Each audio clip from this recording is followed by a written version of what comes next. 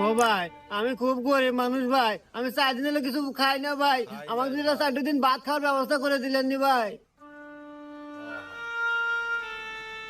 আচ্ছা 4 দিন 5 দিন বাদ দাও, আমি তো তোমার সারা জীবন খাওয়ার ব্যবস্থা করে দিই, তুমি কি খাবে? হ্যাঁ হ্যাঁ ভাই, তাহলে তো ভালোই হয়। আচ্ছা তাহলে এই দূরে জিনিস রাখো, আমি আসতেছি। স্যার এটাই ফকির, আমি রাস্তাতে যাবেন আছি তো, আর বয় দেখে আমার মানি ব্যাগের মোবাইল রেখে দিছে।